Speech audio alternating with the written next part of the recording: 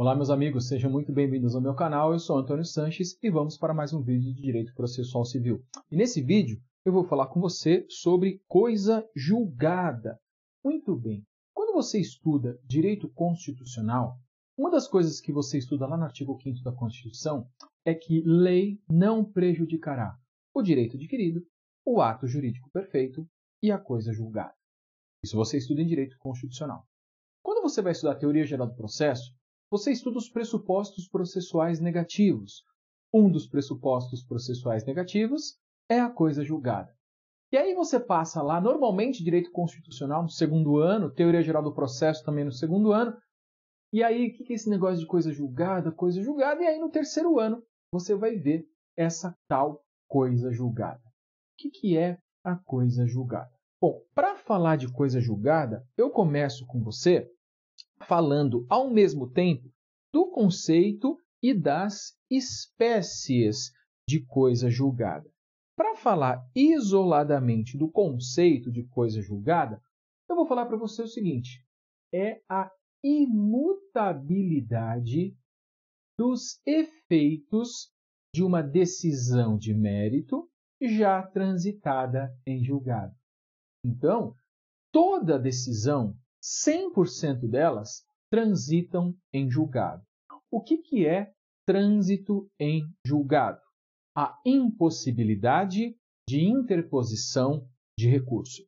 Sempre que não é mais possível recorrer, a questão está transitada em julgado. Mas nem sempre ela fará coisa julgada, porque coisa julgada exige que, além do trânsito em julgado, a decisão tenha sido de mérito, a decisão tenha atingido o direito material. Ok? E é justamente aí que a gente tem a diferença entre coisa julgada formal e coisa julgada material. Coisa julgada formal é aquela que acontece dentro do processo. Coisa julgada formal é a impossibilidade de interposição de recurso. Coisa julgada formal é o trânsito em julgado. Todas as decisões, em algum momento, farão coisa julgada formal. Todas as decisões, em um dado momento, se tornarão irrecorríveis. Mas nem todas farão coisa julgada material. Só fará coisa julgada material aquela decisão que foi com mérito. Okay?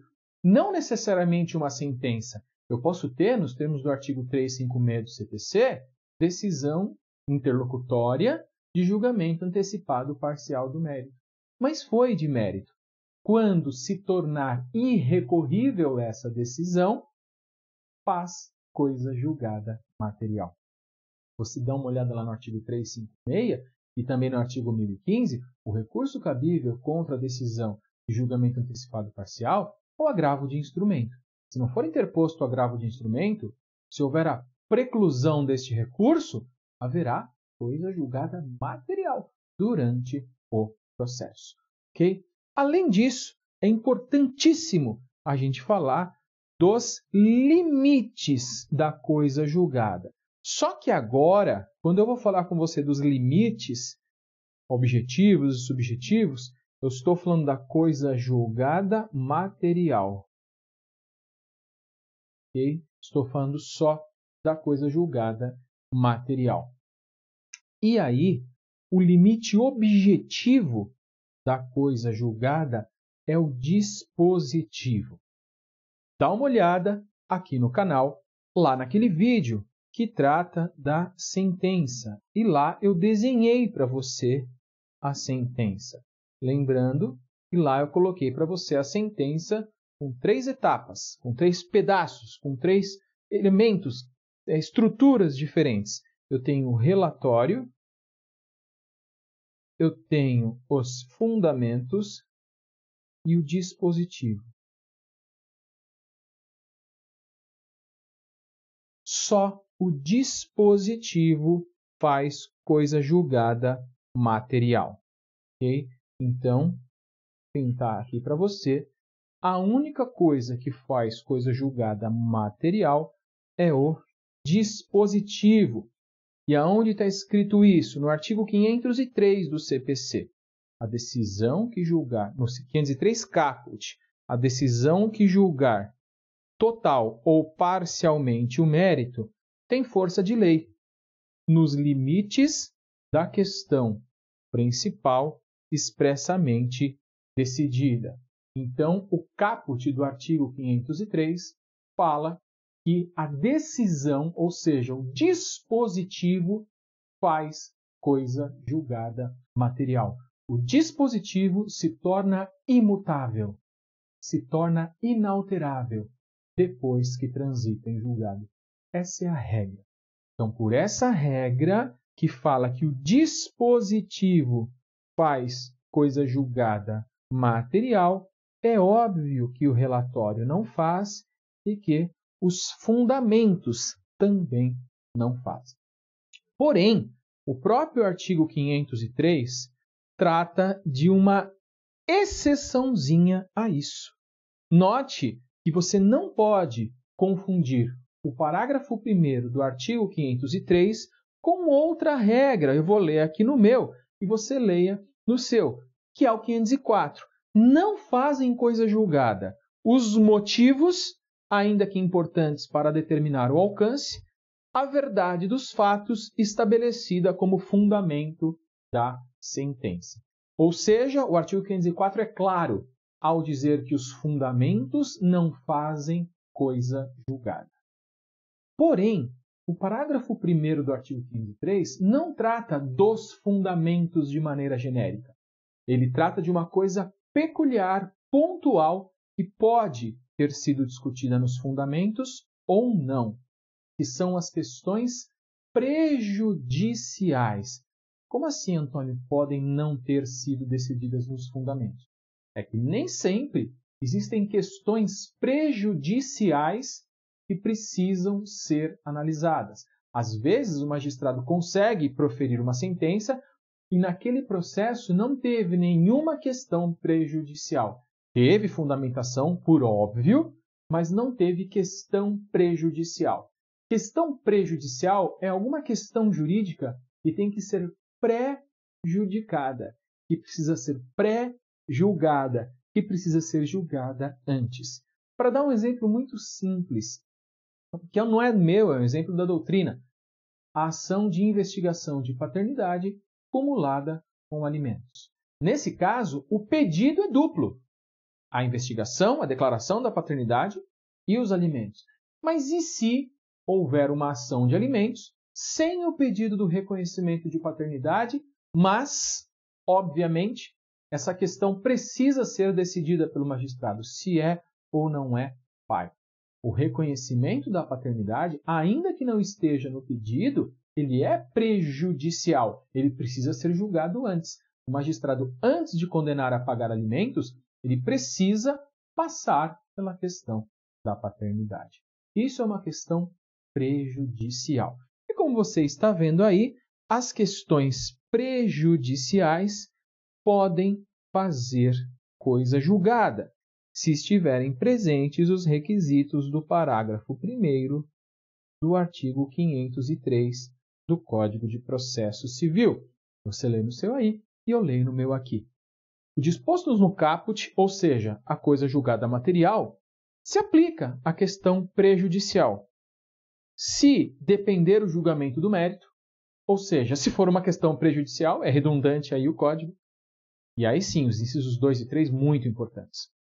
Se a seu respeito tiver havido contraditório prévio e efetivo, não se aplicando em caso de revelia.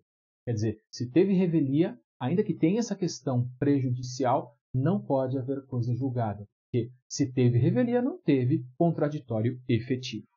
E inciso 3, por óbvio, o juízo tiver competência em razão da matéria e da pessoa para resolvê-la como questão principal, ou seja, se não houver incompetência absoluta, porque em relação à matéria e em relação à pessoa, são hipóteses de competência absoluta. Então, a questão prejudicial pode fazer coisa julgada material. Se houve efetivo contraditório e se existe competência do órgão jurisdicional para tratar daquilo. Repito, não confunda questão prejudicial com fundamentos. É óbvio que as questões prejudiciais estarão nos fundamentos, mas é possível que eu tenha processos que serão julgados, e obviamente a sentença tem que ter os 3 elementos, relatório, fundamento e dispositivo, só que não há questões prejudiciais. E se não houver, então, questões prejudiciais, os fundamentos efetivamente não fazem coisa julgada material. Okay? Continuando aí, eu quero falar com você do princípio do dedutível e do deduzido, ou regra do dedutível e do deduzido, que é o que está no artigo 508 do CPC. Transitado em julgado a decisão de mérito, considerar-se-ão deduzidas e repelidas todas as alegações e as defesas que a parte poderia opor, tanto ao acolhimento como à rejeição do pedido. É muito simples. Quando você está num processo, todos os argumentos para obter a vitória ou todos os argumentos para obter a improcedência do pedido devem ser utilizados. Todos aqueles que poderiam ser utilizados e não foram, consideram-se utilizados. Só toma um cuidadinho com o seguinte: este princípio, ou essa regra, como dizem alguns, não afasta a possibilidade daquele pedido ser repetido com base em outra causa de pedir. Não confundam causa de pedir com argumentos. Então, se você pleiteia, por exemplo, a anulação de um contrato com base em coação, todos os argumentos para demonstrar a coação ou todos os argumentos para afastar a coação têm que ser utilizados, sob pena de não poderem mais ser utilizados em outro processo. Mas nada impede que, uma vez improcedente o pedido de anulação do contrato por coação, se peça a anulação do contrato por erro, se peça a anulação do contrato por dolo, ou por lesão, ou por estado de perigo, ou seja, com base em outra causa de pedir. O artigo 508 impede que você fique renovando argumentos para tentar emplacar aquela causa de pedir. Mas o artigo 508 não afasta a possibilidade daquele pedido ser feito com base em outra causa de pedir. Ok? Isso é o que diz o princípio ou regra do dedutível e do deduzido. Agora eu vou falar da coisa julgada rebus sic stantibus. Na verdade, a expressão rebus sic stantibus é algo que você estuda lá no direito civil, mas ela se aplica também aqui no direito processual civil da seguinte situação. Imagina uma ação de alimentos. A ação de alimentos pode ter sentença de mérito. Então, imagine que o magistrado julga o procedente o pedido, condena o pai a pagar alimentos. Pronto. Só que, num dado momento, essa pessoa que obteve esses alimentos, o alimentando, vai adquirir a plena capacidade, salvo algum evento de saúde, mas vai adquirir a plena capacidade, e esse alimentante poderá se exonerar. Ele poderá pedir a liberação dessa obrigação judicialmente fixada. Como isso é possível?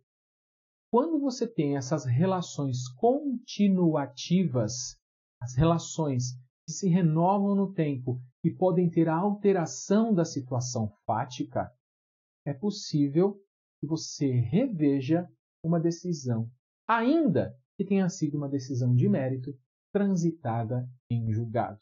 É a chamada coisa julgada rebus sic stantibus, o que significa dizer a coisa julgada permanece enquanto permanecerem os pressupostos que levaram à formação daquela coisa julgada.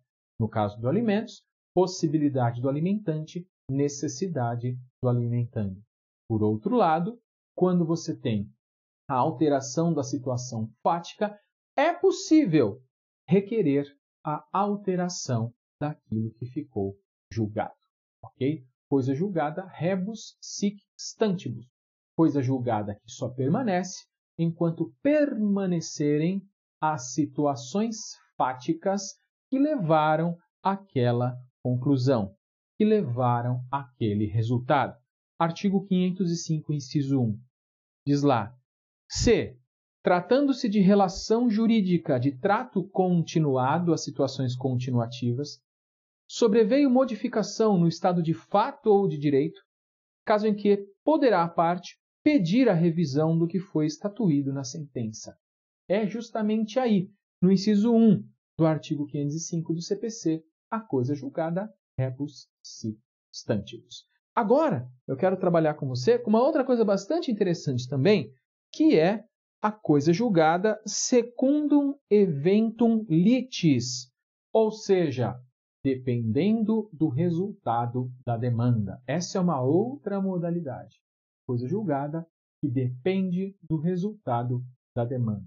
O que significa isso? Qual é a ideia que o dispositivo estabelece? Não é difícil. A ideia é o seguinte: existem alguns casos em que só haverá coisa julgada se o processo tiver determinado resultado. Se o processo for por um caminho. Se for por outro caminho, simplesmente não haverá coisa julgada. Okay? Ou seja, a coisa julgada só acontece dependendo do resultado da demanda. O Código de Processo Civil é pobre em relação ao estudo disso, que é muito mais aprofundado no Código de Defesa do Consumidor. Dá uma olhadinha nos artigos 103 e 81 do Código de Defesa do Consumidor. Claro, aqui não é aula de direito do consumidor, nem de processo coletivo, que é o tema tratado lá por aqueles artigos do Código de Defesa do Consumidor. Mas dá para a gente entender da seguinte maneira. Nas ações coletivas, claro, lato sensu, o que você tem? Se houver a procedência do pedido, fez coisa julgada material. Se houver a improcedência do pedido, também fez coisa julgada material. Por outro lado, se houver a improcedência por insuficiência de provas, se o magistrado julgar improcedente o pedido, porque não ficou efetivamente demonstrado nos autos, segundo as provas, outra pessoa poderá ajuizar a ação. Porque, no caso da insuficiência de provas, não há coisa julgada. Por isso, coisa julgada secundum eventum litis, dependendo do resultado da demanda. Okay? E para a gente acabar, a gente vai falar aí dos limites subjetivos da coisa julgada. Quando eu falo limites subjetivos, eu estou falando dos sujeitos do processo, obviamente, que se submetem à coisa julgada. Isso está lá no artigo 506 do CPC. A sentença faz coisa julgada às partes, entre as quais é dada, não prejudicando terceiros. Ou seja, as partes se submetem à coisa julgada. Okay? Bastante tranquilo aí. Óbvio, em regra, quem não faz parte do processo não se submete àquela sentença. Se não se submete àquela sentença, pode rediscutir isso num processo, noutro processo, em outra circunstância. Verdade, é exatamente isso. Ok? Mas note que o Código de Processo fala que a sentença não pode prejudicar, beneficiar às vezes pode. É a chamada coisa julgada in utilibus, ou seja, em utilidade para beneficiar alguém.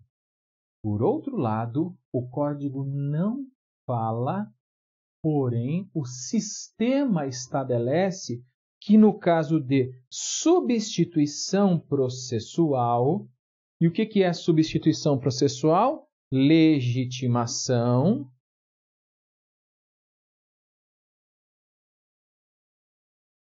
extraordinária.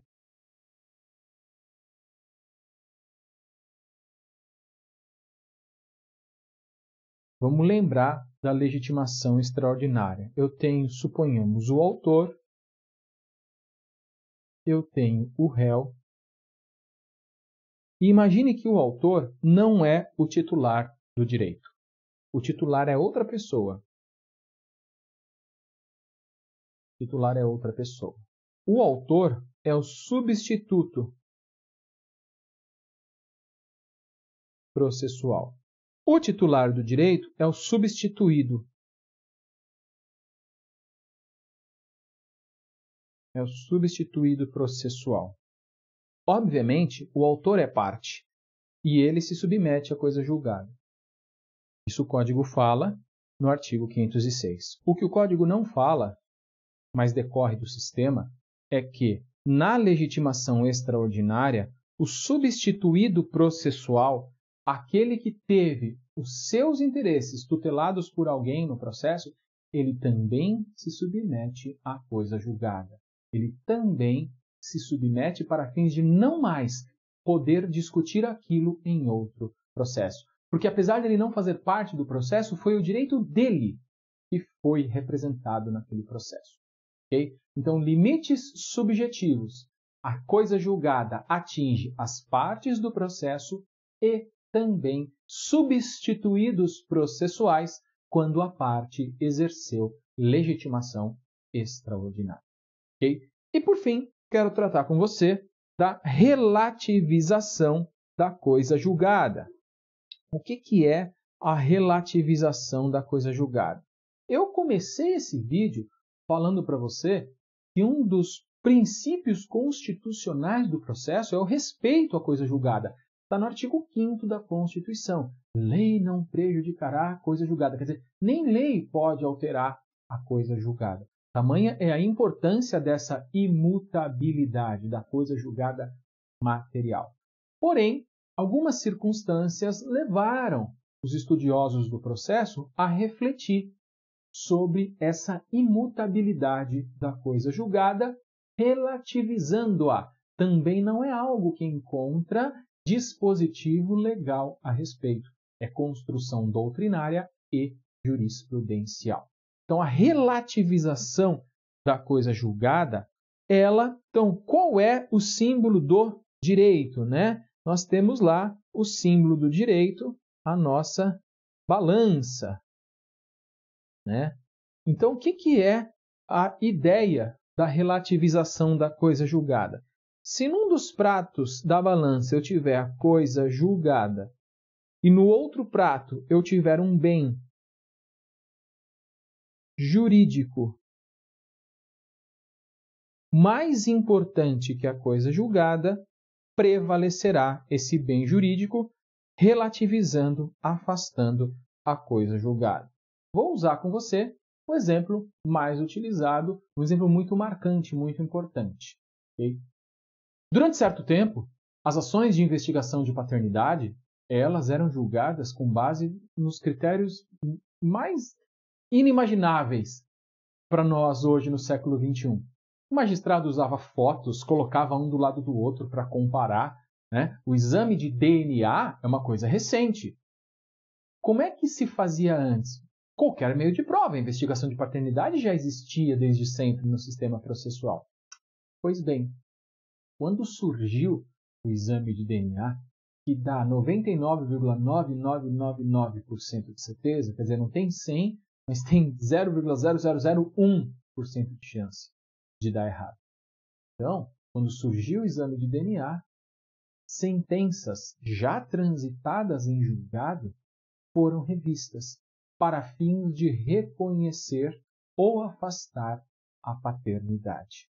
Okay? Nossa, Antônio, e qual era o bem jurídico mais importante que a coisa julgada? Ora, a dignidade humana, em se descobrir efetivamente quem é o pai.